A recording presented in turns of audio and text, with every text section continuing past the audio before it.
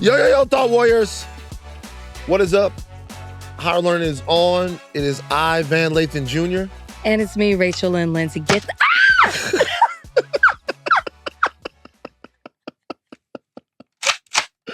Wait a minute. You've been waiting to do that? Yeah.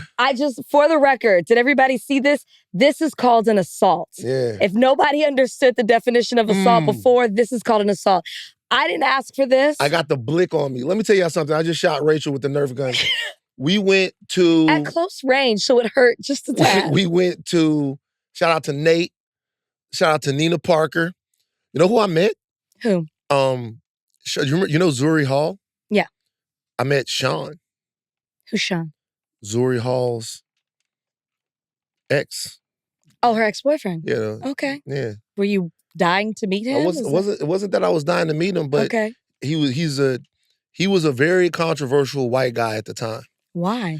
Because Zuri, it was so desired amongst black males, and they would be like, I wasn't around for that. Zuri got a white dude, but Zuri is a fantastic, amazing lady, and this guy's very nice as well. I met him, we talked, had a whole conversation, football, a nice person over at Nate, and I won this. You hit me in my face. I won this Nerf gun, and I want everybody at the ring to know that this Nerf gun is the blicky. I got the blicky on me, and I'm popping people. How did you win this? It was a game.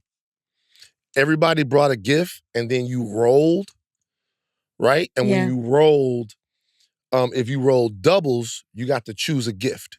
Okay. Right? And you choose a gift from the table. Then there's another round. Mm-hmm. And in that round, because everybody's got their gift, another round is a speed round. You roll doubles, and then you can steal a gift. Did you steal that? Kalika stole it. Oh, she knows you well. She stole it from me. Now, here's the thing. I will say this. There was 2 Nerf guns. One Nerf gun was a lot better. But I noticed, and I don't know who this is, but once the game got super duper competitive, it was getting to the end, this white dude hid his Nerf gun. And I watched him at the end. I know I see you. And if I see you, I'm going to pop you with the blicky. But that was only just part of the weekend. So you stole his? No, I stole somebody else's, but I didn't want to, there was a much bigger Nerf gun than this one. Did y'all bring the gift that I gave you? Yeah. You put it in the mix? Yeah. Did people take it? Yeah.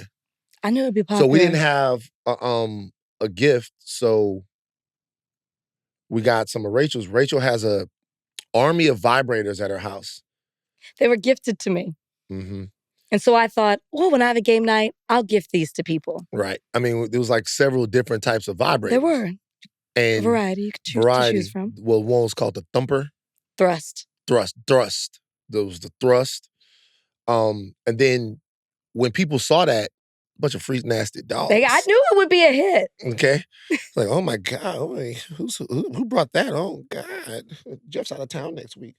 But then we was at your house on Saturday watching the game. My house before, watching the Texas-Georgia game. Mm-hmm. Texas lost. Don't want to talk about it. It happened. We're still going to the playoffs. Still have home field advantage. Playing Clemson. When we win that game, we'll see Georgia again. Now, I think the odds are in our favor. They say it's hard to beat somebody twice. I think it's even harder to do it 3 times. Well, I'll tell you like this. Georgia been putting it on that ass, okay? I'll just be honest with you. I don't even know if it's that as much as we just lay an egg when it comes to Georgia. We looked good the first half, to a point, right? We had great yards offensively, but we weren't doing anything with it at the end. So yes and no, right? We only had 3 points, but we just fell apart the second half. Yeah. We just did, and whatever. But we had fun. Food, games. Wingstop. Games after y'all left. We did games after y'all left. Because Jomi showed up late. Molly came back. Oh, Molly. Yeah. So we played games. We had a good time. Yeah. We're going to cut pleasantry short because the news at the top of the show is so serious. Here's the thing. Here's the takeaway. We had fun this weekend as a family. You guys come hang out with us one day. We had fun. The dogs were jumping around and everybody was having. Brownie tried to attack my dog several times. I let it go. The next time I'm going to bring the blicky, and every time Brownie tries to attack Bozeman, I'm going to pop his motherfucking Don't play that ass. game. I would never do that to your dog. Pop Brownie. How many pounds is Bozeman? He's like 104 pounds. Brownie's 10. Let it go. Don't matter. Let it go. Where I'm from, let it go. Hoes that talk shit get their issue. That's the name of the... Jeez. I love Brownie, but Brownie mean to Bozeman. All right. We got Meghann Cuniff on the show. Mm-hmm. She is going to give us the legal aspect of something that was pretty unexpected. Jay-Z accused in a civil lawsuit of sexually assaulting a 13-year-old girl in 2000 along with Diddy. We're going to talk to Meghann about the legal aspect of this, the lawyer who's filing this case, Tony Busby, Jay-Z's response to this, everything that means. And then we're going to have a little conversation after that about the cultural aspect of it. We're going to do both of those things on the other side of this break. All right. We have a friend of the podcast joining us for what was breaking news yesterday. Meghann Cuniff is back. She's a legal affairs journalist reporting from courtrooms in Los Angeles and Orange County. We had you here, Meghann, covering all things Tory Lanez, Megan Thee Stallion, that trial. And you've been doing so much more before and after that. You can find her work at Legal Affairs and Trials with Meghann Cuniff. She's got a YouTube channel at Meghann Cuniff. You have merch available as well. Oh, wow. I did not know that. I have to check that out. But obviously, you come in having written for the Washington Post, Los Angeles Times, New York Times, Law and Crime, and many other publications. We're happy to have you here today to break down this breaking news that came out yesterday that Jay-Z has been added to an amended complaint for a lawsuit that was already filed against Diddy. This is a civil lawsuit filed in New York. And we want to understand what's happening here because we know that this had been filed back in, was it October? September? Yes, October 20th. Okay, so first question for me. This was filed back in October. Originally in that suit, we saw that there was, obviously Diddy was the target, but they named Celebrity A and Celebrity B. They did not say who those people were. We knew one was a man and one was a woman. Why did they not? I want to know the strategy here. Why do you think that they did not originally name Jay-Z as Celebrity A, I believe it is, that was the male in this lawsuit, and decided to do it 2 months later, yesterday? Well, I mean, it seems like there could be a lot of reasons for that, but it all kind of goes to negotiations. I mean, it sounds like from Jay-Z's standpoint, they had contacted his lawyer, and talked about these allegations and tried to get some kind of mediation going. So they might have thought, the lawyers for the plaintiff thought that this gave them some leverage going forward into negotiations with Jay-Z if they had this lawsuit already filed, but he's not named. However, it would make it so easy for them to just name him like that. I mean, it's hard to get inside the strategy room of the plaintiff lawyers here and what exactly they're doing here. But according to just the facts that are on the record, Tony Busby has said that he requested a mediation over this. So there definitely was negotiations or some attempts at negotiations going on before this was filed. So this all had to have been some kind of leverage or something to help in the negotiations here. So they wanted to get Jay-Z, Roc Nation, whoever to pay up. And so what they attempted to do was to file this, not name him, go into mediation, hope that he would pay. They obviously didn't. And then they decided to go ahead and name him. Yes. And Tony Busby, the attorney on this, has said that they did not request money from Jay-Z, that they requested a mediation. But I think Jay-Z's side would say that really the only thing that you're seeking in a lawsuit like this is money. There's that's the remedy in civil cases outside of an injunction or something like that. But that's not being pursued here. So just the inherent point of the lawsuit seemed to be about money. But there is a dispute between his camp and Tony Busby about what exactly was requested and what they wanted to do here. In a mediation, what else, two lawyers here, what else could it be?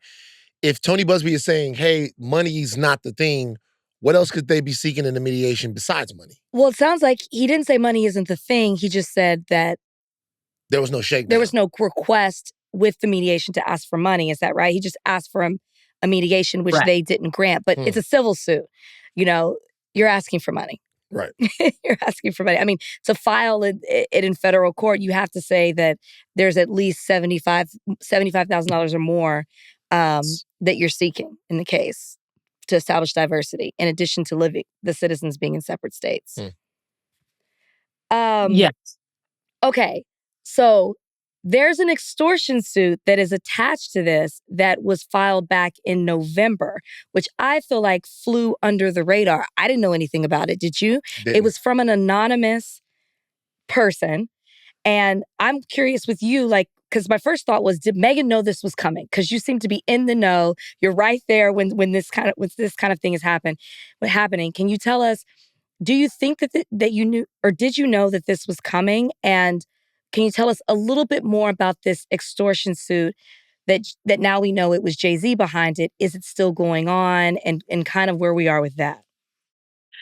I can't say I knew it was coming. I can say I suspected it was coming, but it was really just speculation on my part after seeing this extortion lawsuit filed. And, you know, there's so much going on with all the other cases. And then Tony Busby has so many lawsuits against Sean Combs that it's hard to keep track of everything. But I'd actually seen, I think somebody messaged me on Twitter and asked, hey, can you follow this lawsuit? And that was how I learned of it. And when I did some Googling, I saw the statement from Quinn Emanuel, which is the law firm that filed it. And just knowing that they've done a lot of work with Jay-Z and Rock Nation, and then just knowing Jay-Z's proximity to Diddy, you're always seeing stuff online about how, you know, people just wildly speculating that he's next. So I remember thinking to myself, I bet this is Jay-Z. But like I said, I can't say I knew it was Jay-Z because this was just pure speculation on my part. But when I looked at it, I said, this really looks like it could be him. And then it turns out it is. Let's talk about the allegations themselves.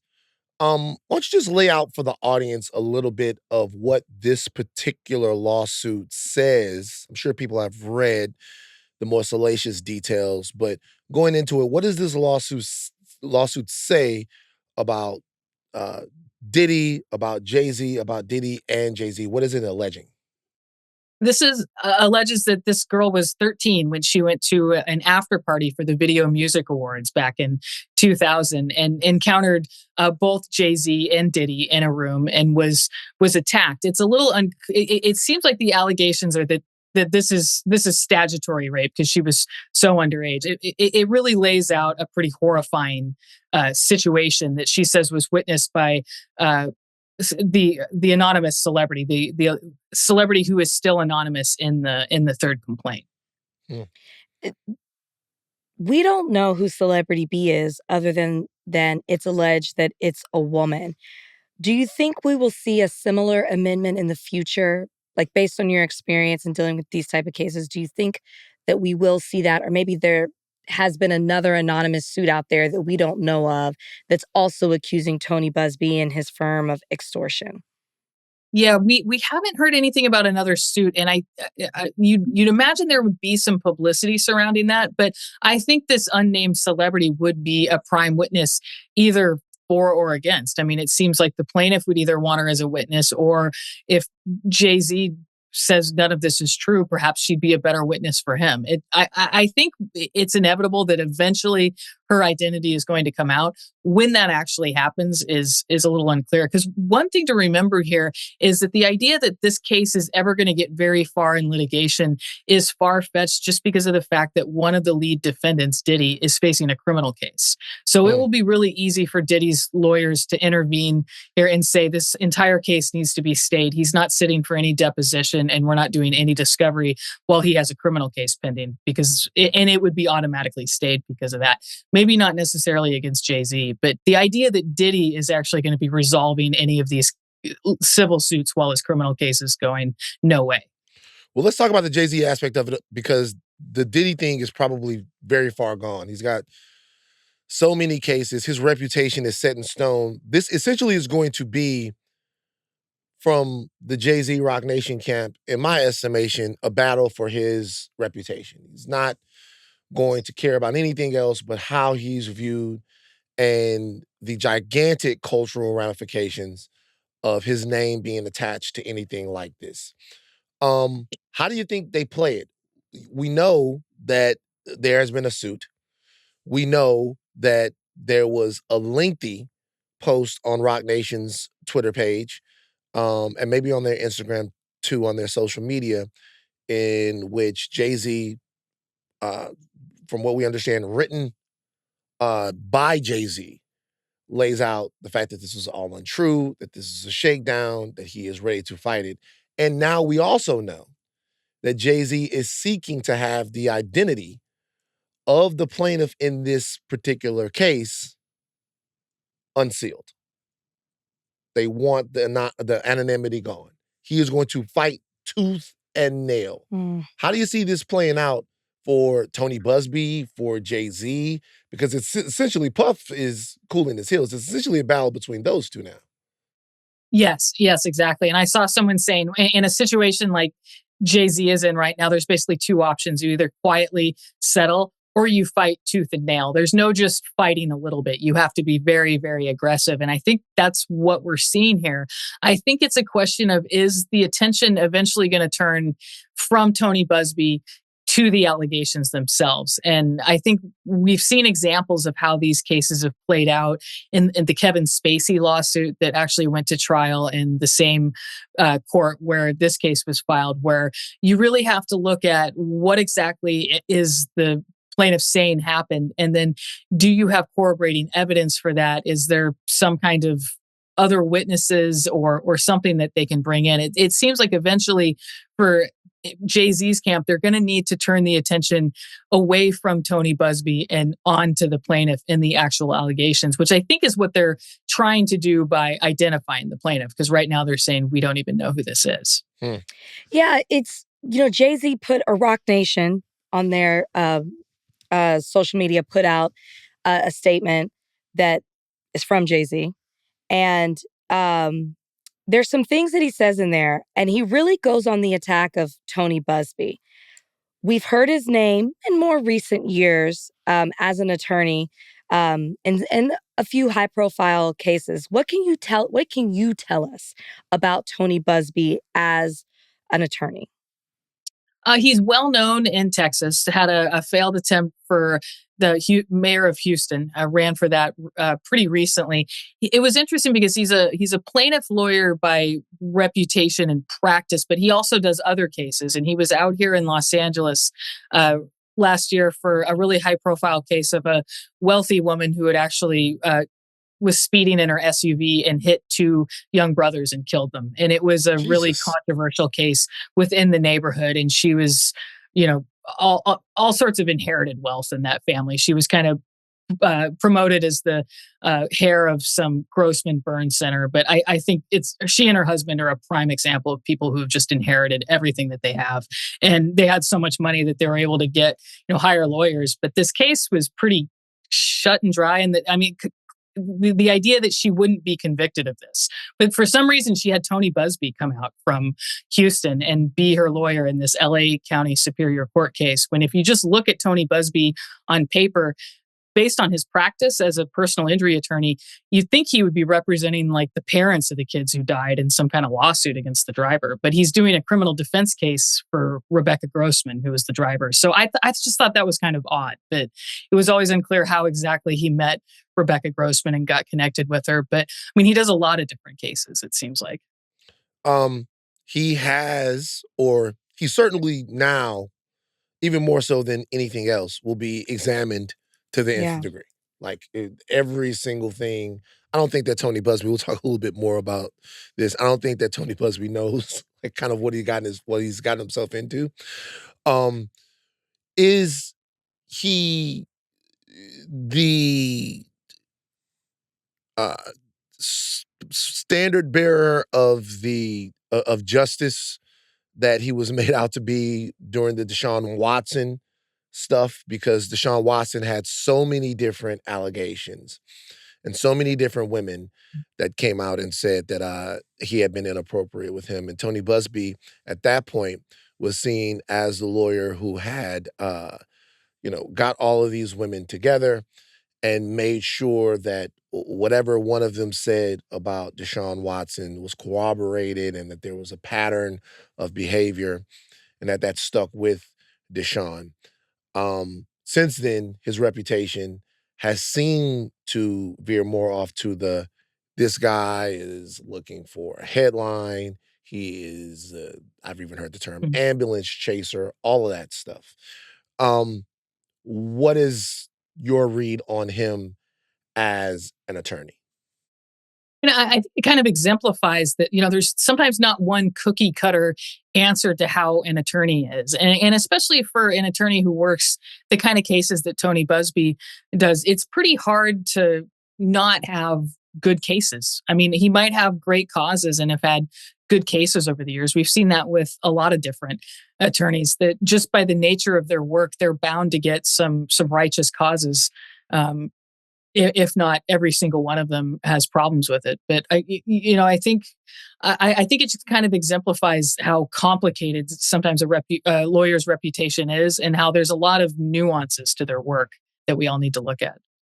Last question for me, and this is kind of piggybacking on some of the accusations that are being made against Tony Busby as the attorney, or his strategy for how he's navigating this case.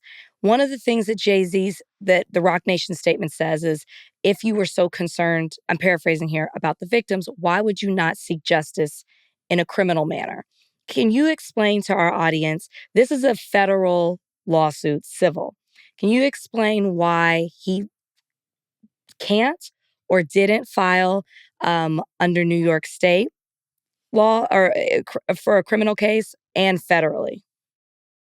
I'm not, I think there has to be something with the statute of limitations. I'm not completely clear on all the exact in and outs, so I wouldn't want to say something incorrect. But given that the alleged incident happened in 2000, I think there's definitely some problems with the statute of limitations that they would be running into if they filed a police report or pursued anything like that. But we don't know. That could still be to come.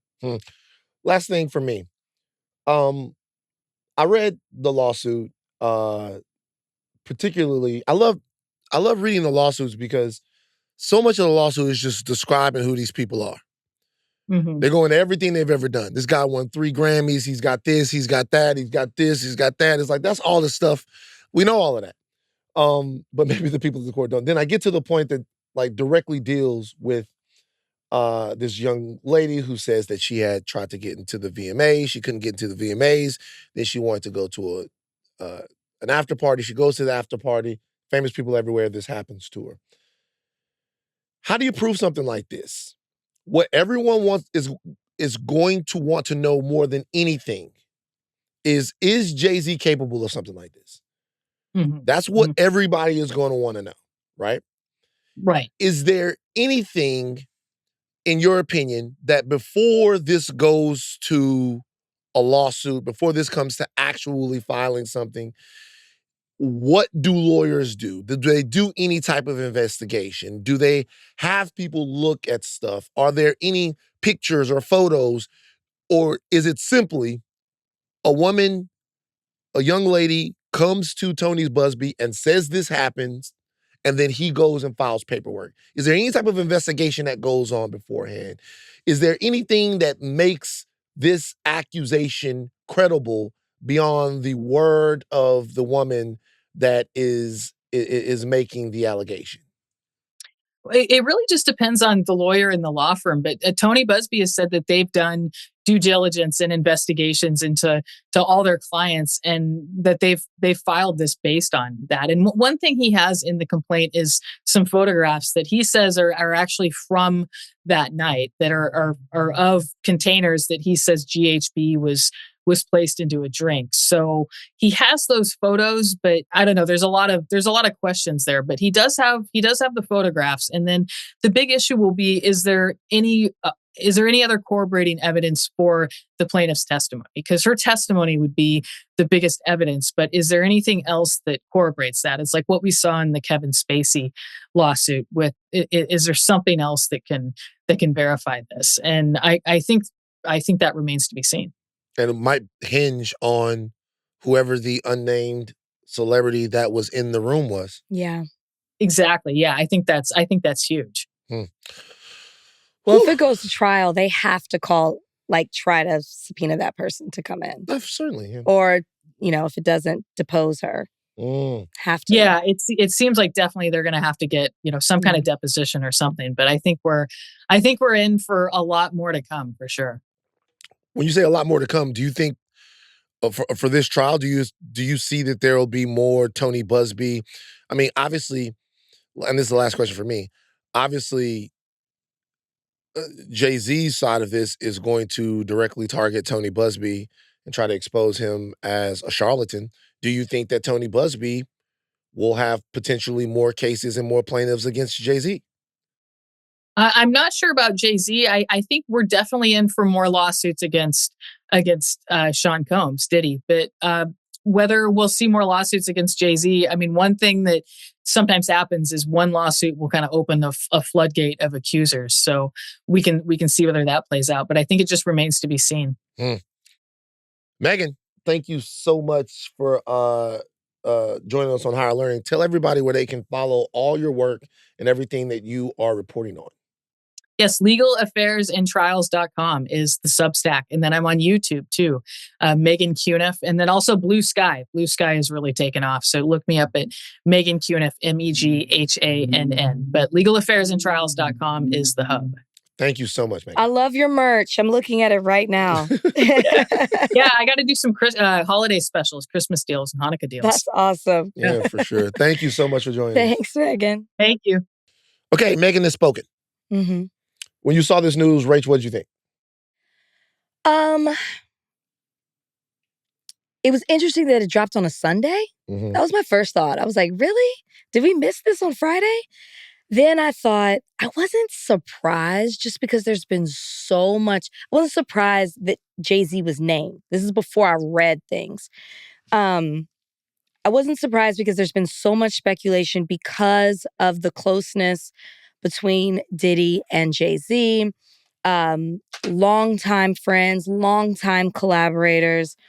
There's always been this talk that Jay-Z could be linked to it. Out of nowhere, by the way. Out of nowhere, just based on him being in close proximity to Diddy. That's it. That's the only. Let me say this. Based on nothing, really. But that's what I'm saying. Yes, but I'm just saying This is why people were speculating, right? Because they were so close. So even if he wasn't going to be accused of something, people thought that he knew. That's the kind of talk, the whispering. I'm acknowledging that. Yeah. What was shocking was the actual allegation. Yeah, when you saw it in the headline. Yes. It was like, oh, Jay-Z's name. Okay, that's been talked. Then you read it and it's like a 13-year-old, a forcible rape. A woman was watching. So, and that was what added to the shock. We knew this lawsuit had already been filed. It was the amended complaint that was filed yesterday or Sunday, since y'all be listening to this on a Tuesday, and finally identifying celebrity A, the male, which was Jay-Z. They still have not identified celebrity B. That was shocking because I remember when this came out and it was like, geez, 13-year-old. I feel like it was one of the first times we were really hearing about minors. We had, like a lawsuit with a minor, saying somebody was a minor at the time. I forgot about it. And then to come back and it's Jay-Z, it was like, woof. It's shocking to hear about any celebrity, any person assaulting a minor, sexually assaulting a minor. But then you look at Jay-Z and, married, children. It's just, wow. It's shocking. And this isn't making me any excuse or siding with anything. It's a shocking thing to read about, to know someone, even from a distance, their public persona, to then having that attached to this. It is shocking. Yeah. So this news goes public, you see it everywhere, and right away there is a response from Jay-Z posted on Roc Nation's Twitter. We talked about that a little bit with Meghann. I'll read you a little portion of it, won't read you the whole thing. The response spends most of its time talking specifically to the lawyer who filed this lawsuit, Tony Busby. It doesn't get into the actual case. Right. like at all. Says that it is a blackmail attempt, and said that it was calculated. And then this is the last paragraph, which to me is the heart and soul of it. You have made a terrible error in judgment thinking that all celebrities, in quotations, are the same. I'm not from your world. I'm a young man who made it out of the projects of Brooklyn. We don't play these types of games. We have very strict codes and honor. We protect children. You seem to exploit people for personal gain.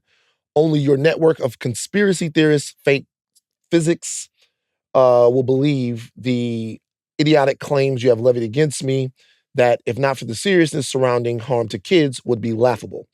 I look forward to showing you just how different I am. So he responded with a vengeance to Tony Busby. Couple of things here that I think matter. Number one, we've talked about Tony Busby. Tony Busby's in for it right now. I'll tell you why. The Diddy thing was the downfall of somebody in culture who was powerful, who was important, but who was low leverage in compared to Jay-Z. It's different with Jay-Z. The thing about him is that the people who protect him and who will protect him from any slander that comes from his name will be from every single part of American celebrity culture. You saw it right away. You saw big radio support Jay-Z, big hip hop support Jay-Z. You're going to see everyone. And then you're going to see somebody else who's going to be in his class who Puff didn't have in his camp, who Puff didn't have in his camp. The billionaire class of America, the people that Jay-Z has aligned himself with, they need him. They need him because he gives them access to the weaponization of Black culture, and the sway that he has with Black culture. They need him. We used to compare Jay-Z to Frank Sinatra. He's actually more comparable to another Italian figure, and that is Vito Corleone. If you ever watched The Godfather, have you seen it? I saw it. Okay. If you ever watched The Godfather, Vito Corleone's thing, obviously the Corleone family had muscle, they had numbers, but it was access. What they were mad at Vito Corleone about in The Godfather, the other members of the five families, was the fact that he had all the judges and all the attorneys and all the people in his pocket that he wouldn't share them, right? He had access, he had sway. For a lot of people in hip hop, their access to the billionaires, their access to the NFL, their access to all of these different entities, it comes through Jay-Z and Roc Nation. So when you see people fight, they will fight to preserve that. Sure. They will fight to preserve their conduit to who he knows and how he's able to position himself.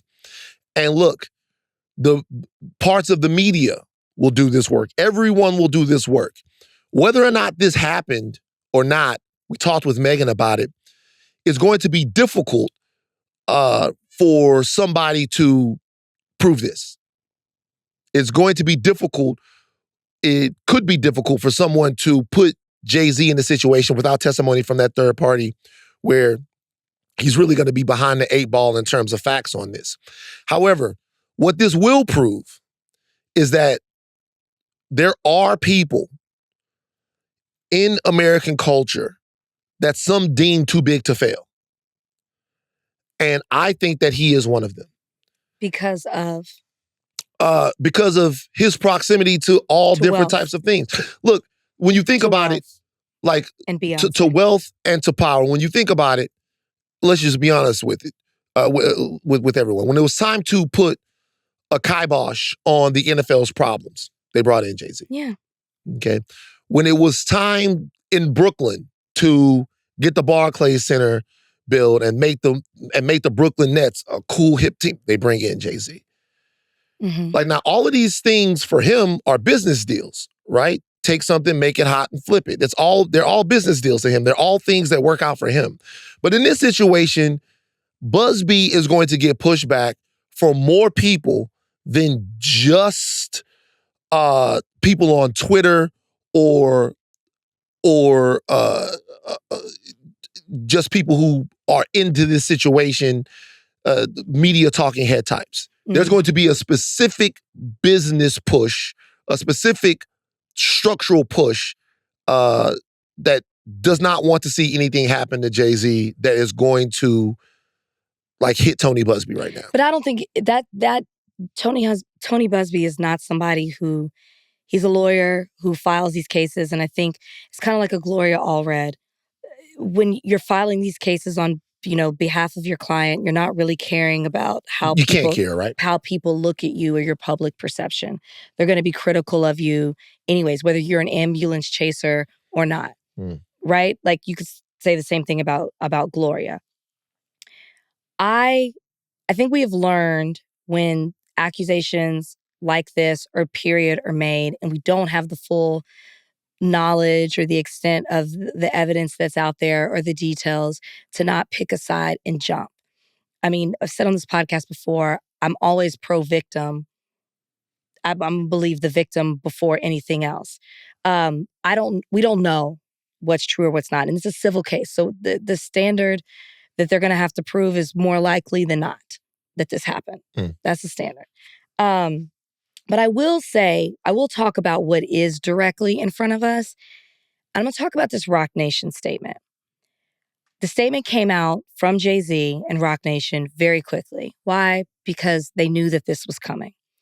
So I saw a lot of chatter on social media, this came out pretty quickly. Well, of course it did. He had already filed an extortion suit. They were trying to negotiate prior to naming him and trying to settle this outside of it. They didn't. So he knew this was coming. They probably had a statement prepared. What I don't like in this statement, and it's something that you mentioned when we were talking to Meghann, the biggest thing for Jay-Z is the public perception.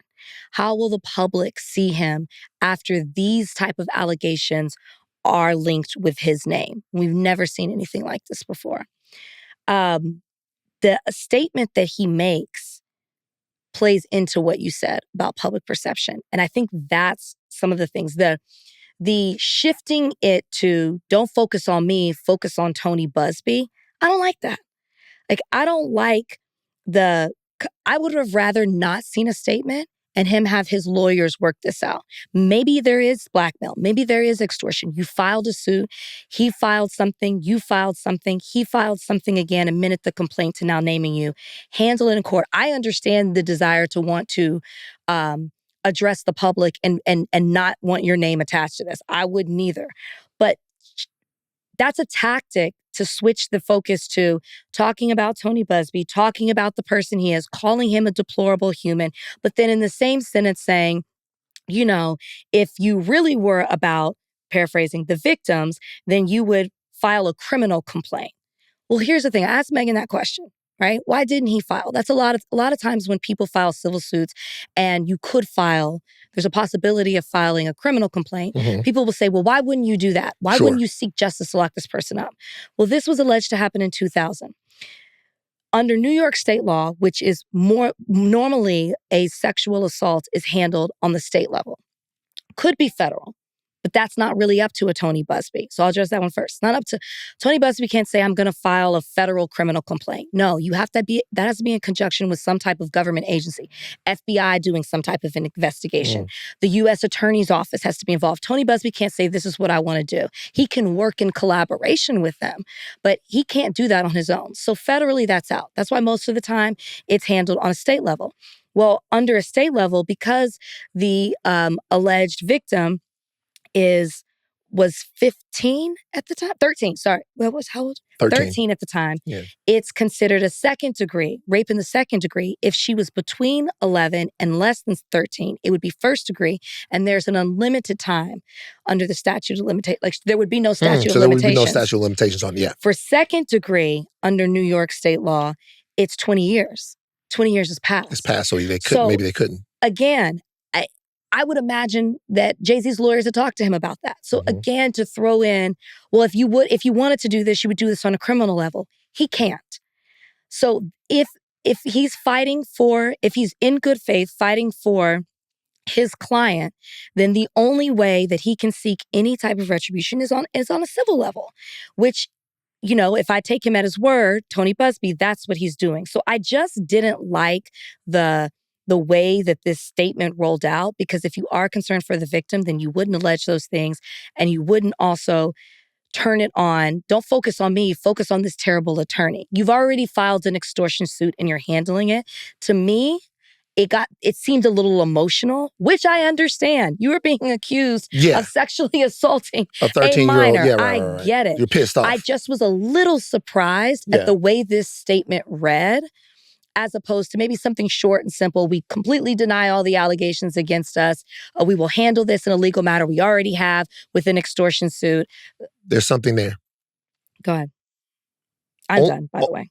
Only your network of conspiracy theorists, fake, I guess this means psychics. It says physics, but fake psychics will believe the idiotic claims you have levied against me, that if not for the seriousness surrounding harm to kids, will be laughable. He's assuming no one will believe it. Yeah. That's why he's not addressing the fact, hey, he's assuming that no one will believe it. He's saying right now, he says it, he says in the thing, he literally tells Tony Busby, no one will believe what you're saying. Like, no one will believe that I would do this. He's assuming that no one will believe it. I saw a lot of people say, why didn't he deny it? This is a part of the veneer of Jay-Z. Sure. He's assuming no one will believe this. And by the way, I'll say this, this is an accusation. If there are people out there that need more to believe that this happened, there's absolutely nothing wrong with that. No, not at all. If there are people that choose to believe that this happened, there's absolutely nothing wrong with that. I will say this, though. Your parasocial relationship with Jay-Z means nothing. There's going to be a lot of people out there in the world who know Jay-Z, who've been around Jay-Z, who have conversations with Jay-Z and go, hey, I don't think he's capable of doing something like that. I don't think that he would have done that. Yeah. That's fine. People are entitled to do this. But because you bought the blueprint and you've watched a bunch of interviews and you've been to a bunch of shows and you've revered someone for years and years and decades, you are in no place. If the last 10 to 15 years have proven anything to us, you are in no place to speak on what someone is or is not capable of. You're just not. We've learned too much. There's been too much information that's been made available to us. You just don't know what your favorite is capable of. Look, as I was saying before, in this particular situation, it's different. For all the Drake stuff that happened, right? No one really had a problem with Drake being called a pedophile, essentially, or being hinted at that Drake was a pedophile on the biggest record of the year, right? A lot of people thought there was enough circumstantial evidence to make people believe that. A lot of people thought that Drake was weird enough to believe it. Really, he didn't have the cultural bulletproofness to make people go, we fucking hate that you said that about him. Jay-Z does have that. And there's just too many different things. Like, once again, not picking any battles, picking any fights. Hip-hop, notorious non-snitching place, right? Notorious non-snitching place. We hate snitches. We don't want to be around any snitches. That's not how I am. Okay? Like, I'm from a place where snitches, I don't do crimes, so I don't have to be put in that situation. I've watched too many interrogation videos. However, he loves to say that. It should be said that the person that runs Roc Nation is a notorious government informant. Now, I'm not getting in their business. I don't know what happened, but we do know for a fact a notorious government informant that was pardoned by Donald Trump. Doesn't fucking matter when it comes to Jay-Z. Nobody cares. No one fucking cares, right? Literally, if you bring that up, someone says, we got to know what the situation was. Does the no snitching rule apply to women? Is this something, if it's Jay, it's got to be more to it. So I say culturally for this will be different. This will be a situation where the victim here, the lawyer here, all of those things will be less important. Everything here will be less important than how this reflects on somebody that we've spent a lot of energy, invested a lot of time, a lot of money, and a lot of intention into making unflappable. And there's people that just won't let it happen. Busby's gonna learn that right now in a major motherfucking way. Yeah, I'm not disagreeing with anything really that you're saying. I just hate's not the word. I guess I just dislike the deflection. I understand the motivation behind it, but it also coincides with now they want the name of the victim to be released. That's all about public perception. More than I know, of course. But that's not right. Like if this victim, what's the right way to handle it? Well, if you need to know to prepare for your case and you want to do it in some kind of take it to court and have it sealed to where you only have this information, but you can't release it to the public, I would understand that. So it is necessary for you to fully be able to defend yourself. But to release it to where the public can know, then you are trying in the court of public opinion and you are subjecting this accuser to scrutiny in a way that could be insurmountable. Like it will be tragic. So do you think that I do think they should know to be able to defend their case. Okay, so you think, because if I was in that situation, I would want to know, but you don't think it's important that the public knows, we right? Should know. Now, does it say that? It says that I don't know. I just know that that's what they want. They want the name. Do they want to know? Donnie, look this up. Does Jay and his side want to know, or do they want us to know? Because those are two very different things. I would. If I understand, you need everything to fight a case. You do. So I understand why you need to know who's making the accusation against you. Mm-hmm. I'm a believer of that, but we shouldn't be privy to that information because she will be crucified. Only leads to intimidation. Crucified. Yeah, exactly. It leads to intimidation. I do want to read you something because you asked Meghann, like, these cases are hard to prove, right? Especially so long ago. There's so many different factors that make it hard. It's harder for the plaintiff to be able to prove her case. And you said, what are some things that may come up that may help hurt this case, provide more insight? One of the things they will do are go through Jay-Z songs. I think. Why would you not? Why would you not go through lyrics? I kill a block. I murder the avenues. I rape and pillage your village, women and children. Rachel. It's Jay-Z lyrics. Rachel, come on, man. No. Don't come on me. I am saying, would they not, if I was an attorney, I would look for anything, if there's not a lot out there, right? Because I agree with what Meghann said. They put pictures of the things in the civil suit and it's like, what is this? But if I'm an attorney, I'm looking for everything. It is not, we saw it with Atlanta, with the RICO case. Do you think how do you not look at, like, I get what you're saying, oh, come on, Rachel, but it's not crazy for people to look up lyrics to songs and say, why did you say this? What does it mean? So this is my only thing about that, and I get it. Get mad at me if you want, y'all. Not you, I'm not getting mad at you. But I'm just saying, it is a Jay-Z lyric. This is my only thing. Monster. Jay-Z also has a lyric where he goes, smoking Cubanos with Castro in Havana. I sincerely doubt that he smoked Cuban cigars with Fidel Castro in Cuba. And I'm not saying he did it. I'm saying they will use it. They will try to use that. Why would they not? Okay. Why would you, towards not even saying that you did it, but towards a character thing of why would you say this? Mm-hmm. Like showing, you said when you were talking to Meghann and you read the lawsuit, you find it interesting when they start saying this person's this, and this. They're establishing somebody's character. They're showing you the type of person that they are, whether it's access, wealth, power, whatever it may be. They're showing you who they are. One of the things that they will show towards character or try to, this might not even be able to be entered in as evidence or whatever. It might be a negotiation tactic, whatever it may be. They will use lyrics to establish like, okay, you didn't do it. Why would you say that? I know. So I'm just saying. I'm not, if anything, Jay-Z's persona is something that would help him in this. His persona is of someone who is very meticulous, is incredibly controlled, right? Somebody who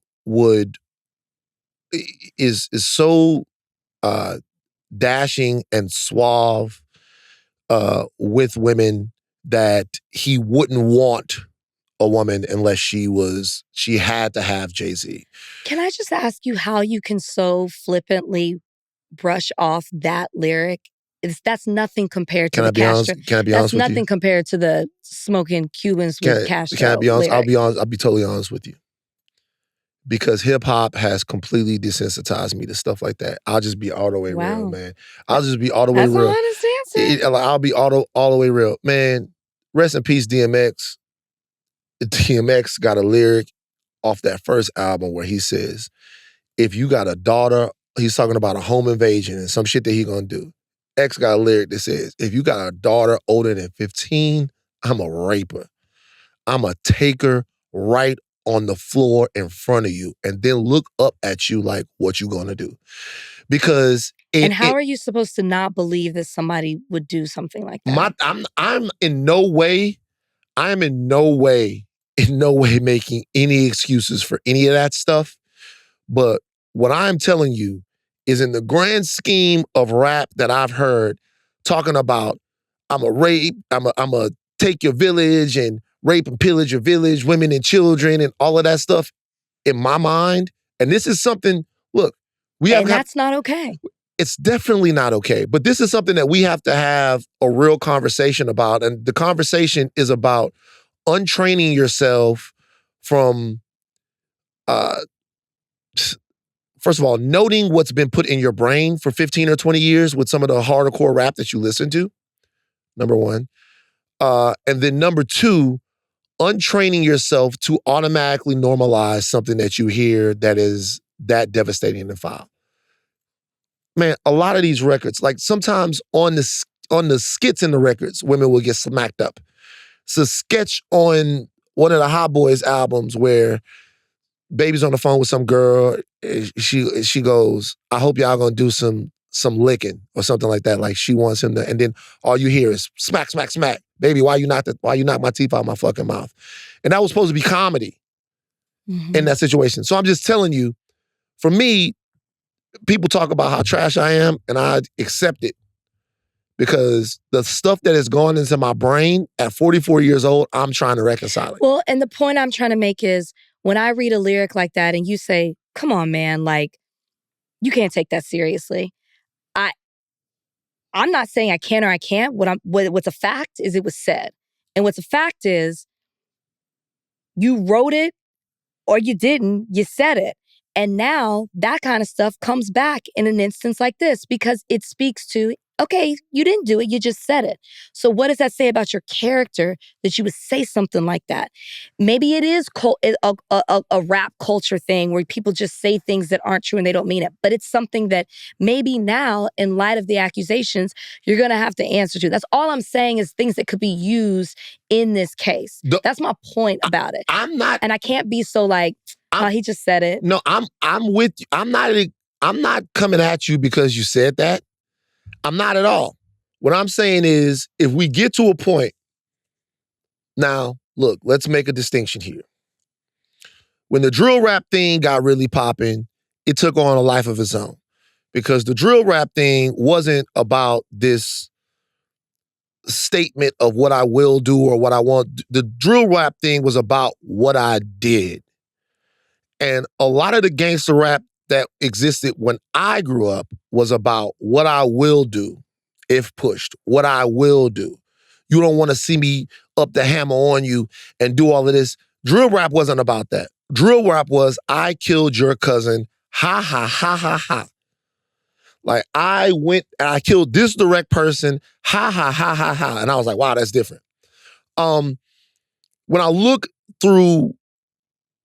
the old stuff, the stuff that I grew up on, I kind of look at it as people trying to shock.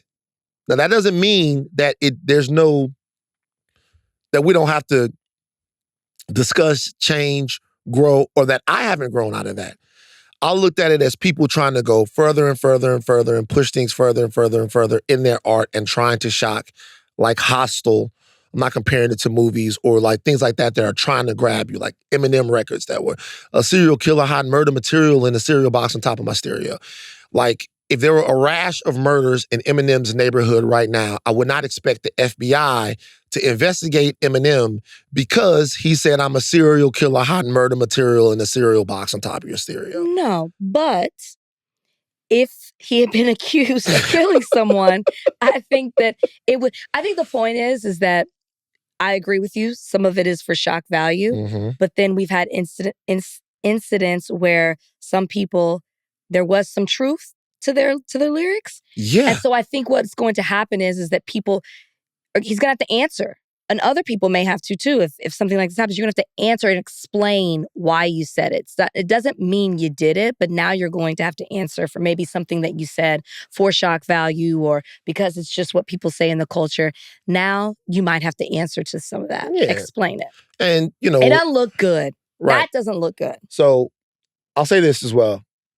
There's a hidden winner here, and it's, in my opinion, and it's a tough thing to say, but it just popped in my mind. The hidden winner here is going to be Deshaun Watson. Why? Because after they finish with Tony Busby, I want you guys to really understand what I'm saying. What I'm saying right now is that Tony Busby, the lawyer in this situation, who has picked this public fight with Jay-Z, has picked this fight with someone that won't just be protected by hip-hop culture. They won't just be protected by Black culture. White American corporate culture will protect Jay-Z. They will protect Jay-Z because Jay-Z represents a very important piece to them communicating and in some ways influencing Black and hip hop culture. You don't think they could find another? I don't think there's one out there right now that exists like that.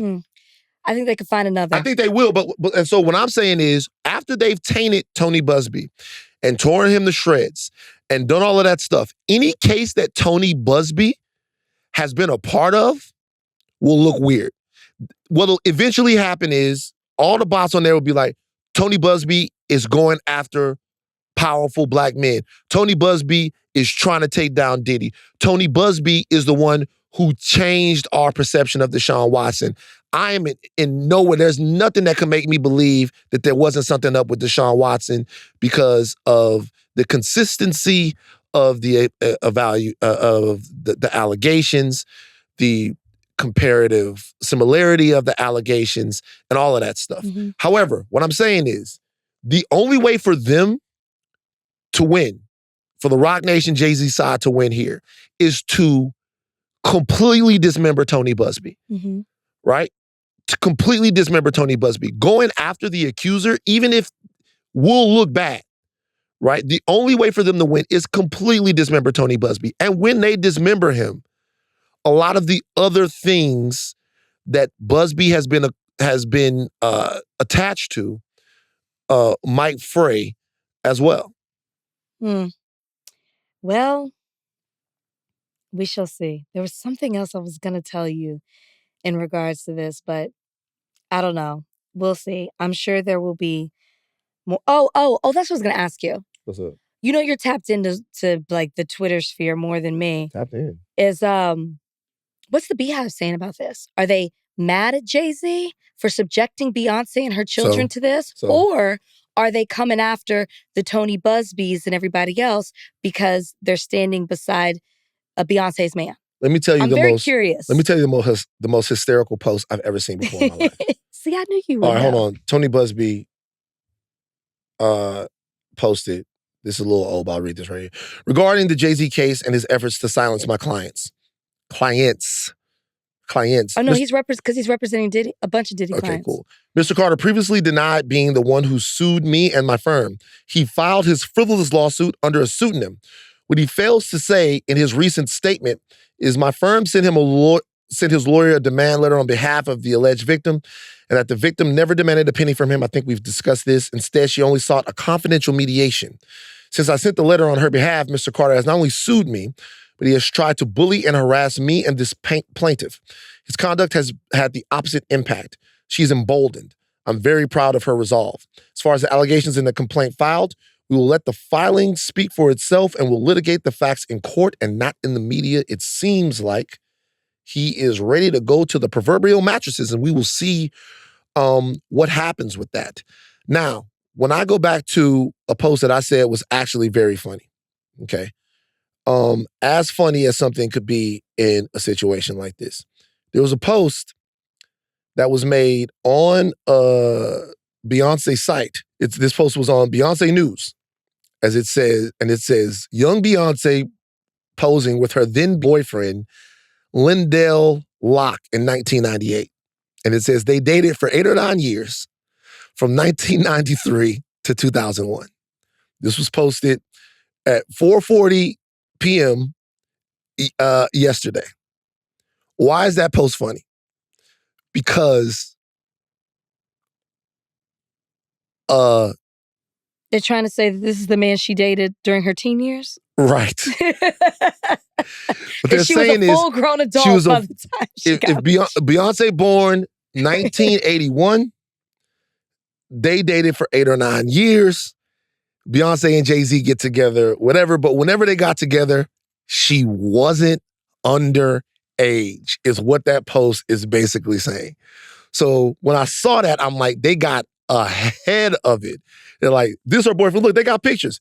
This is her boyfriend. I didn't know they dated that long. I didn't know they dated that long. I didn't know they dated that long either. It's also coming from a Beehive member. I'm just saying, so I didn't think they dated that long. The way that they are going to protect Beyonce. They're going to protect Beyonce, making sure that everybody knows that Beyonce never jaded. Because you have to protect Beyonce, you got to protect the whole Carter Knowles clan. There was a picture of this on of the story. It was on a news site, and Tina Knowles liked it. Liked the 8 years thing? No, she liked the Jay-Z lawsuit post. We got to give her, she's older. She's posted some things before, you black podcaster. Oh, she posted me as black podcaster. She's older. Like, she might not be as equipped. I feel like this isn't the first time she's liked something she's not supposed to.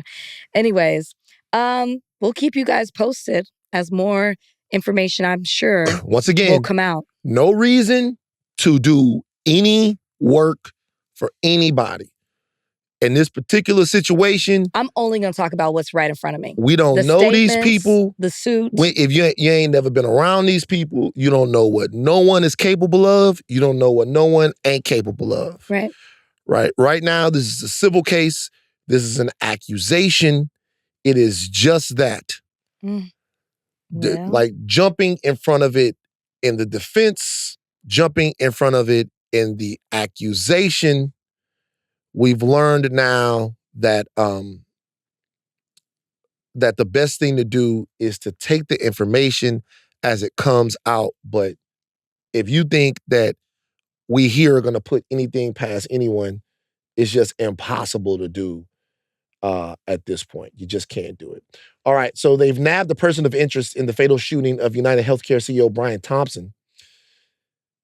His name is Luigi Managoni of Townsend, Maryland. He was brought in on Monday in the fatal shooting of UnitedHealth CEO Brian Thompson for possibly trying to use a fake ID in McDonald's.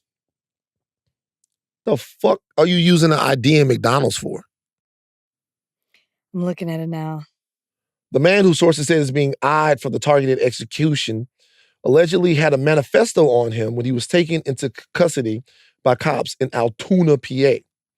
The manifesto railed against the U.S. healthcare industry, including its enormous profits and alleged shady motives. Meghann had a particularly personal reason to hate the medical community, its treatment of an ailing relative. Online obituaries show that he lost a grandmother in 2013 and a grandfather in 2017. He had a gun, silencer, 4 fake IDs, and other items consistent with what authorities were looking for in the case, sources say. He was brought in on a tip, called in the local cops who apprehended him. According to sources, the NYPD was on its way to Altoona late Monday morning, sources say. So it seems like they've got somebody. Your thoughts, Rachel? I mean, I don't really have any thoughts other than, we don't really know any. They got him. Allegedly. Allegedly, they got him. They got him. We don't know. And I'm sure we're going to have more to come. I mean, this guy was a valedictorian. 2016. What school? At the Gilman School in Baltimore. School. He played soccer.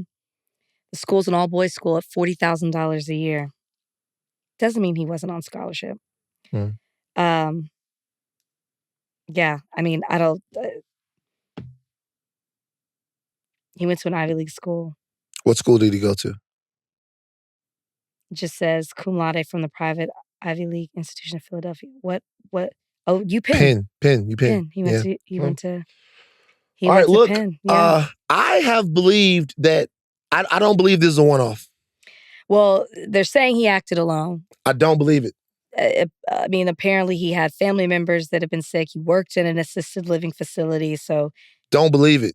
I do not believe it. I don't believe it either, but I also don't believe what you said the last time we talked about it, because remember, I was like, the words that were written on there are from a famous book, dogging the healthcare system. Right. And I thought that this killing was directly related to somebody who was upset.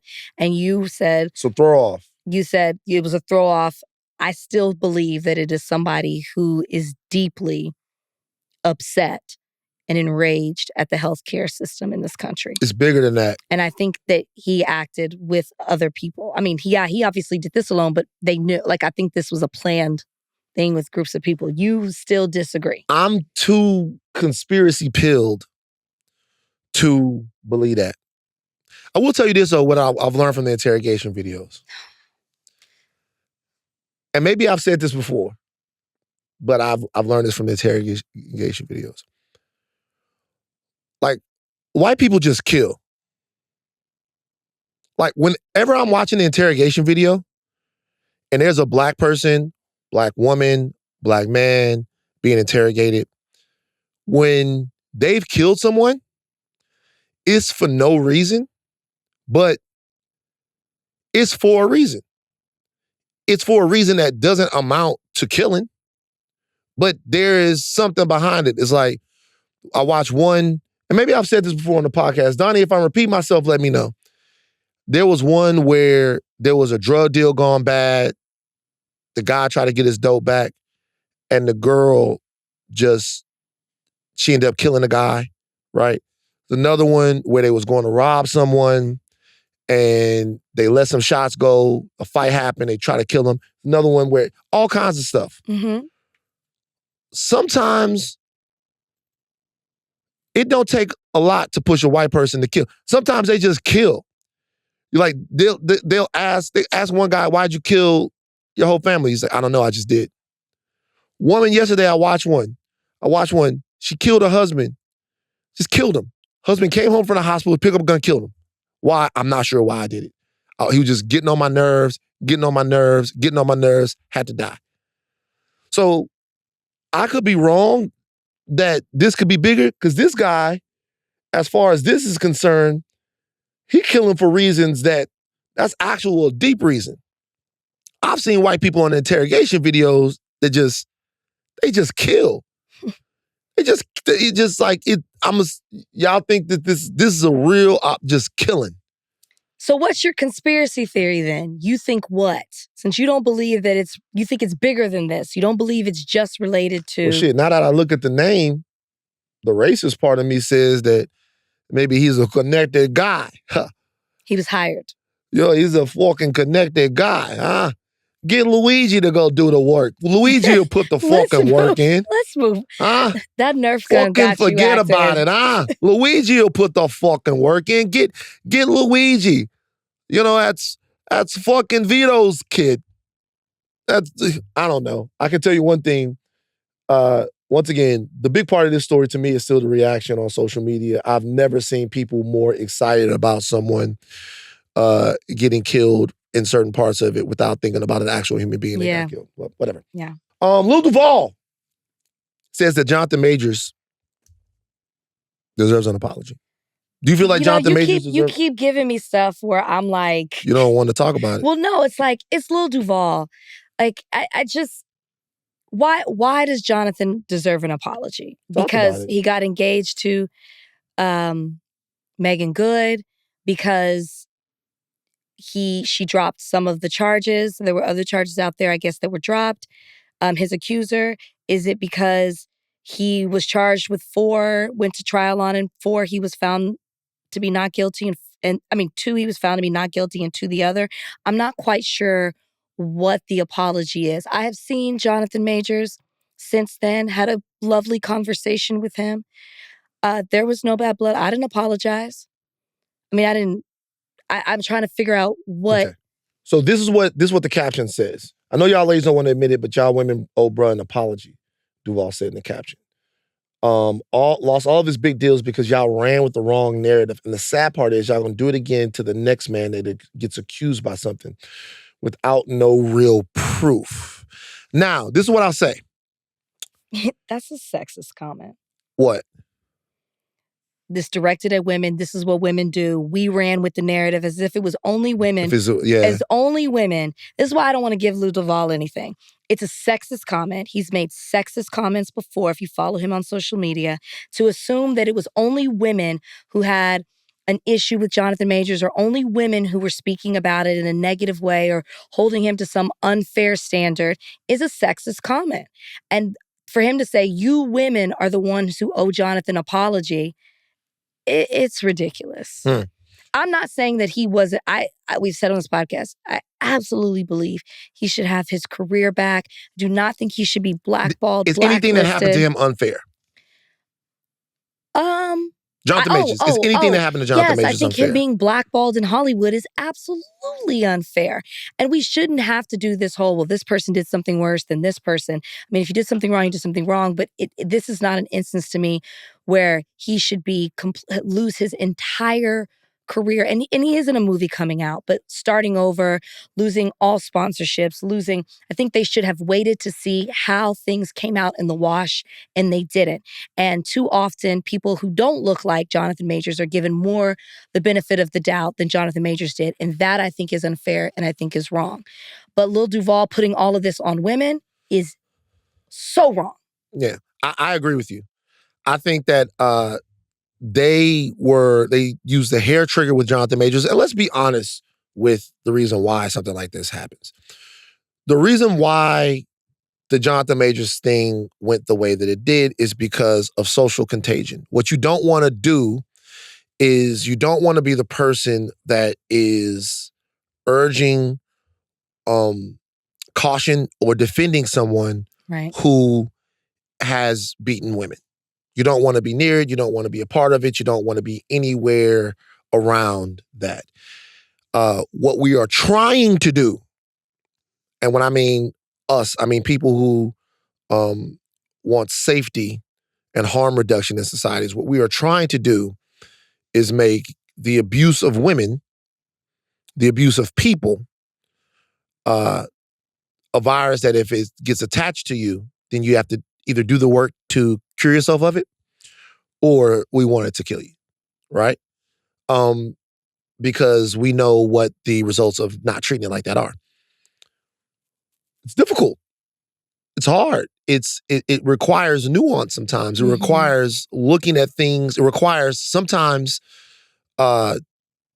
really excoriating people that you really like.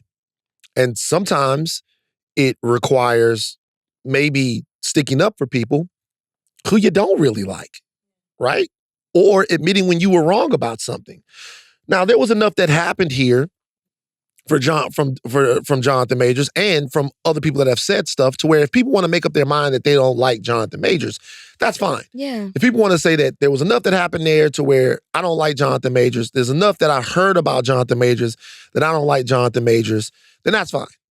But for him to be completely blackballed in Hollywood, or for him to have completely lost out on his career in Hollywood is just not consistent with other people that have been in situations like this, some way worse. And while we don't want to what about everything, that consistency is important because consistency in consequence is just as important as consistency in opportunity. Because you're not going to have in any one industry a group of perfect people. And if there are other people in American society that are getting second and third and fourth chances, and then there's one group of people that gets fucking kicked out of the game at the very hint of impropriety, that is something that I'm sorry, no matter who it fucking pisses off, you have to look at that. Yeah. You have to. But he probably shouldn't have said all you women. All you women Well, he's is toxic. He shouldn't have said all you women. No, he shouldn't, but he meant it, and he said it with his whole chest. Yeah, he shouldn't have said all you women. He's See, and it'd be so close to like, it's so close. It's like, can we have a real conversation about what is like, it's like, you know, all you women just changes it. I knew that you would like that one. I knew that you would get into that.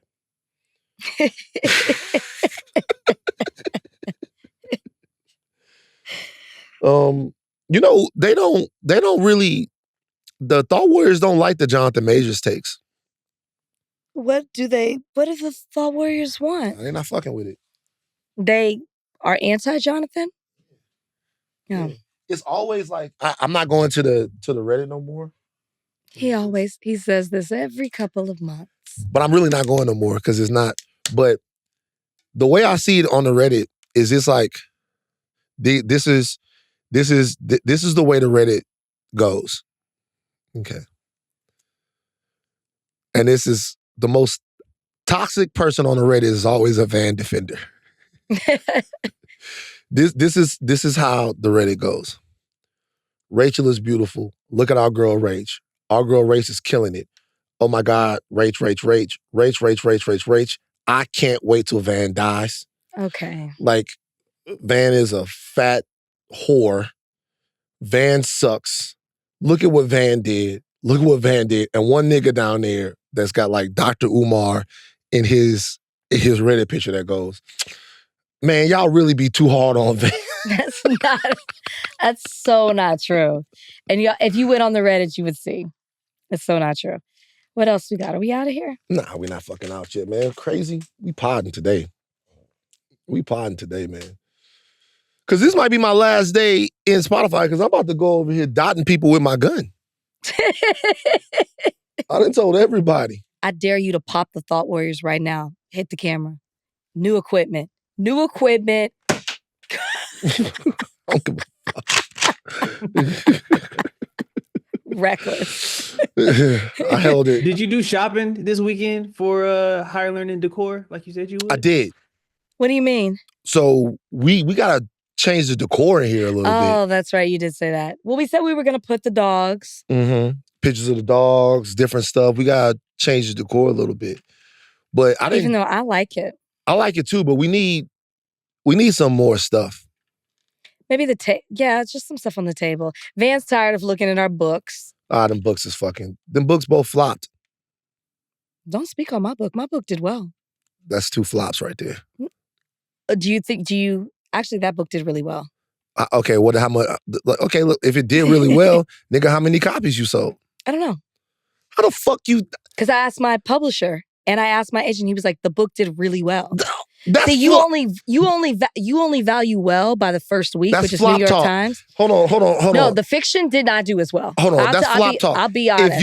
If this is what we'll do, because I'm gonna tell you straight up, I'm gonna write. I know more my book of books. essays did well. I'm gonna write more books. Fat, Crazy, and Tired flopped. Okay, it was a flop. Keep that over there. Now, Real Love flopped in real life and in fiction book. when I say the book, miss me with that. Okay, well. when I say the book flopped, I mean what I mean is that I sold books. You know what I'm saying? But it didn't really. You know what I'm saying? It didn't. We gonna have better books. So what I'm saying is, let's get out of our flop era. You think I should write a divorce book? See, you should, but you won't. Because that book would actually go fucking crazy. So here's my I'll talk about this. This is the issue with it. One, I don't do tell-alls. My book of essays is not a tell-all. A lot of people wanted me to write a book about The Bachelor and tell all the behind the scenes and different details. I have a chapter, maybe 2 on it, but that's not my style to just pour it out. I don't want that attached to my reputation of like, she's just gonna tell it all. That's not me. But the other thing is the way books go now, you put out something juicy, one person reads it, they write up a story about it. People don't feel like they need to go buy the book and read the whole details because they'll just read the cliff notes in an article. That's the problem. So it's like if I if I tell all everything in a book, somebody will write up an article and people won't read it. They'll be like, here are the top 10 things, juiciest headlines from Rachel's book. It's not, but see, writing a tell-all is one thing, but if you wrote a book that was dense forget about a tell-all. Should I write a book about divorce? Write a book about divorce. Y'all tell me. Should I write a book about I think divorce? Right now that there is there's a lot of women that are asking questions about what happens post-divorce. There's a adult star named Miss B Nasty. And she did a whole YouTube. It's like 15 minutes long. She's very popular, Miss B Nasty, right? She did a whole YouTube about the fact that her baby's dad has put her on child support. And she got to come out of $5,000 a month in child support. And she was talking about that. I think that because things are changing a little bit, there's a lot of women out there that would be interested in knowing what it's been like from somebody who was either the primary breadwinner or had a lot of access to capital that some guy could get. And I actually think that there were men that would be interested in reading that as well. There are definitely levels to it, right? I'm divorcing young. I still want kids. Nigga. I'm divorced. Yes, I am. I still want to have kids. It's this weird thing. I'm single, but I'm divorced. It's like, I very briefly just talked about like the shame and stuff that's attached to it. But one of the other things is I haven't talked a lot about it. So there's a lot that's being said about me, assumptions as to how I was in my marriage or the type of woman I am because, like I am big on, like I work hard and I want a good career. There's a lot of assumptions that come with that are placed on me when people actually don't know the real deal. That's something. And then also, like I'm in a state where the laws are antiquated and they were created for a good purpose and now they are used in ways that are very unfair. Like you talk about Be Nasty, my situation. Is that not her name? It is. Okay. It's Miss B Nasty, but yeah. Shit. Miss B Nasty. Yeah. You talk about that, like how she talks about child support and how it's unfair. I think these laws need to change. And I think that there's something with that as well. And I think a lot of people don't know a lot about it. So there's something there. I don't know. What do y'all think? Look, it could be a little. But see, this book here telling my stuff and some other stuff. This book is nutritious. That's why it wouldn't be a tell-all. It could be both. Yeah, it could be a nutritious little solution. My next book that I'm gonna write is on dick riding. Ride sticks. Ride sticks. It's about the state of contemporary dick riding and how it is really going to ruin the world. That's my next book. See, Fat, Crazy, and Tired for me, so much stuff happening. It was literally me saying goodbye to the old version of me. It was something that I had to write at the time, and I want to shout out somebody. I want to shout out the people at Legacy Lit who are fantastic, great partners, all of that stuff. Fat, Crazy, and Tired was something that I had to write for myself. Now, I'm going to write something that's bigger, that's observational on the world, that people can really utilize in their lives, right? Okay. So us moving these books is us going into the new era of higher learning too. Listenership is up.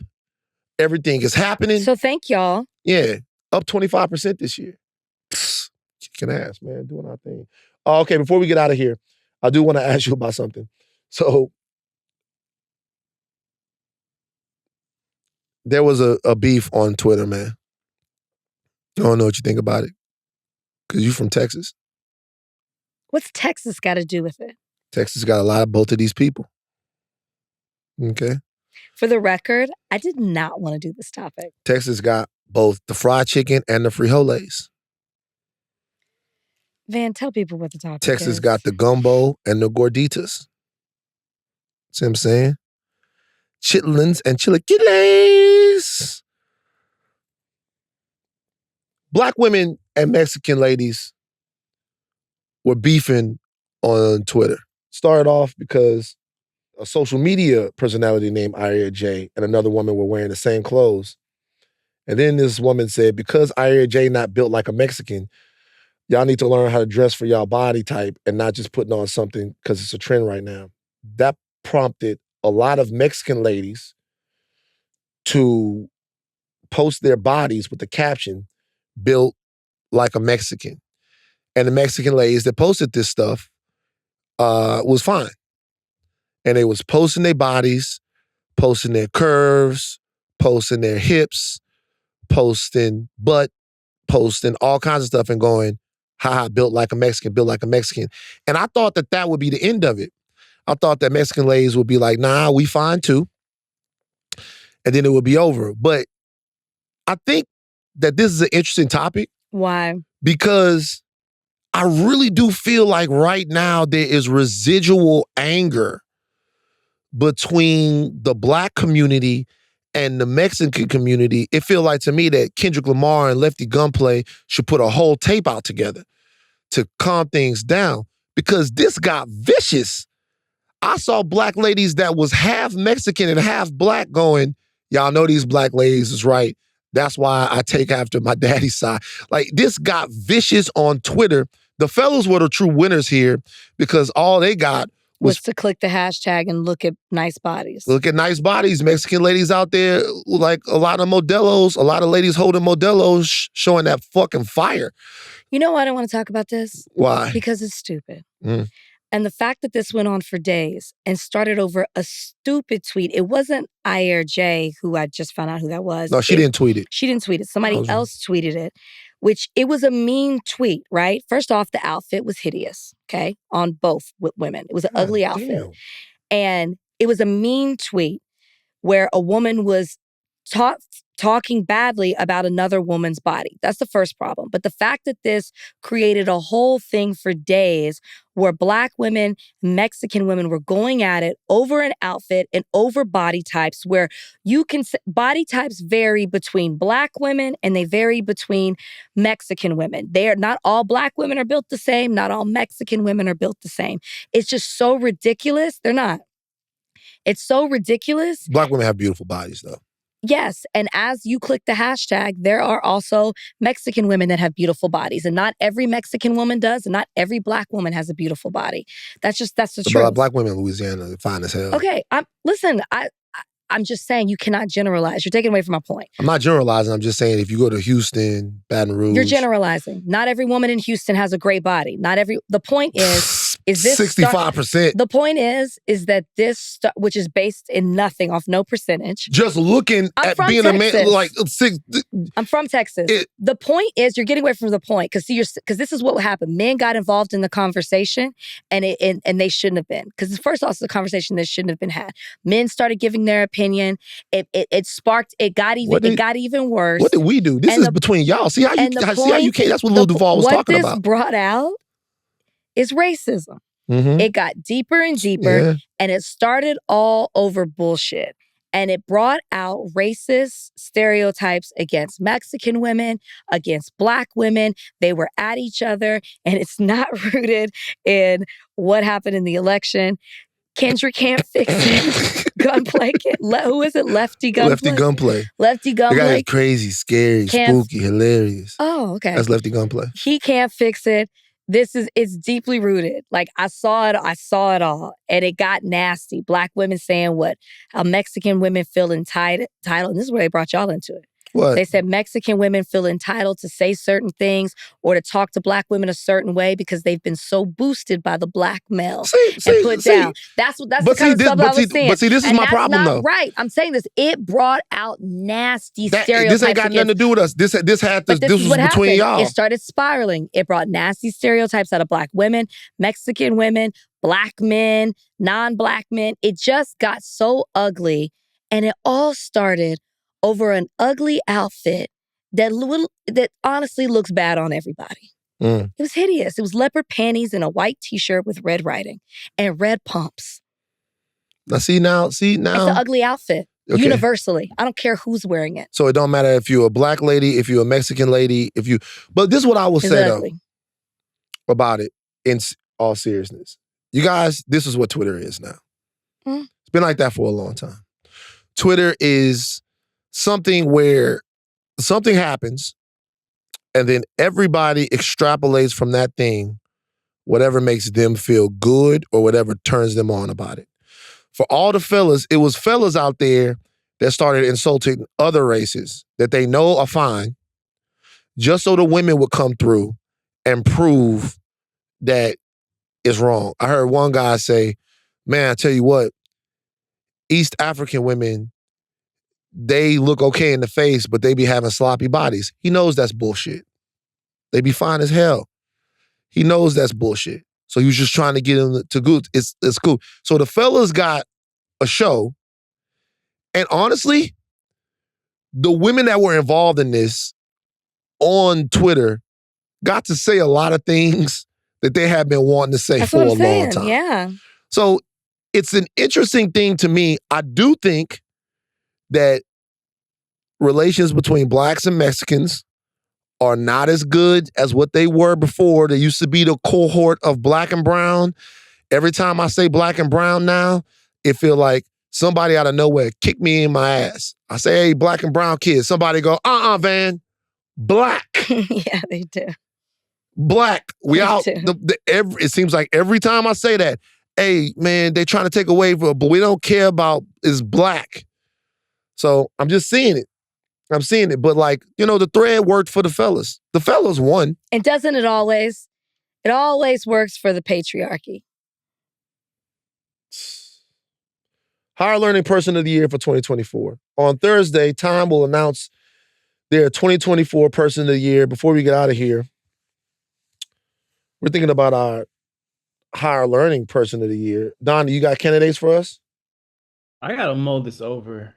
I don't off the top of my head. No. Can we think about some people that would be candidates? Kendrick Lamar? Obviously. Kendrick, yeah, that's easy. You could throw Drake in there. Kendrick, Drake, Cat Williams. Oh, that's a good one. Kendrick, Drake, I Cat think Kamala Williams. Harris goes up there. Kamala Harris way up there. Doechii? No. Not yet? No. Not yet. She popped second half of the year. Popped second half of the year? Like to where she crossed over to where she became more of a household name. So is Kendrick Lamar, Drake, Cat Williams, Kamala Harris, who else? Are they only Black? Are we only doing Black people? Nah, you can do whites. Well, then you have to put Taylor. I nominate Jared Goff. Donnie. Fuck out of here with that dumbass shit. It's my nomination. You have to put Taylor. Why would Taylor Swift be in there? I think she's always going to be up there. Every year? Taylor takes 5 steps, and it's something that we all end up writing about. Okay. Did her album come out this year? Did she win she won a Grammy she won Album of the Year this year. She dropped a new album. Gosh, it seems so far away. She dropped a new album this year. She went on tour worldwide this year. She set records this year. And I just saw a new statistic about her, with the billions attached to it based off her Eras tour. She's clearly a person of the year. That's why I asked you, are we doing just Black people? Or are we including the others? So then Beyonce would have to be on there. You have to. Beyonce with Cowboy Carter. Absolutely. Let me ask you a question. And then Beyonce, and then we'll put Shabuzi. Why? Just to piss somebody off that I know. One of my homies. No Shabuzi. You know what? You know who the only person that the Reddit loves universally? We got to go. It's Donnie. It is. And that's because Donnie is... We're not bringing him in enough. Yeah, we gotta, you know what we're gonna start doing in the new year? What? Okay. This is really what we're gonna do. This is a change to higher learning. The only thing that I'm introducing is the top of the show. All the rest of the topics, Donnie will introduce them. Donnie? Donnie, he wants people to turn on you. I don't. Yeah. I want Donnie to introduce, because then that way, that will equalize the talk time a little bit more. Because sometimes it takes me a long, long time, and then people are like, we want to hear Rachel because she's so gorgeous. And so that'll equalize the talk time, and I think that it'll stabilize. We're working out the podcast in real time. Stabilize the conversation anymore. Either Donnie or Ashleigh. You don't even know how to work it. Either Donnie, don't shoot me in my face. Don't shoot me in my face. Don't shoot me in my face. Either Donnie or Ashleigh will introduce the topics, and then we'll do it. Donnie, I think that's a good idea. I don't hate it. I actually kind of think it's a good idea too. Let's see how it goes. I think it's a great idea. Okay. You're outvoted, Donnie. So isn't that a good idea? Yeah, I want to see how it goes. Yeah, when y'all want to start it? We'll work it out. Okay. Oh, and by the way, we got Thursday. Yeah, let's do it. Let's do it Thursday. Oh. Well, Ashleigh, is that you, Ashleigh? Yes, that's me. It's me, Ashleigh. Why do you feel so chipper? She always sounds like that. I woke up. So maybe either Ashleigh or Donnie, we'll work it out. Either Ashleigh or Donnie, or we split it up. Who introduces the topics? This is new. Voice from the Sky, introduce the topics. Donnie or Ashleigh, and then we go into it. We got Elliott Wilson coming on the podcast pretty soon too. I can't wait to talk to Elliott about hip hop and all of this stuff. But we got to go now. We've just been bullshitting for the last 15, 20 minutes. All right. Take your thin caps off, but do not stop learning. I am Van Lathan Jr. I am Rachel and Lindsay. Bye, guys.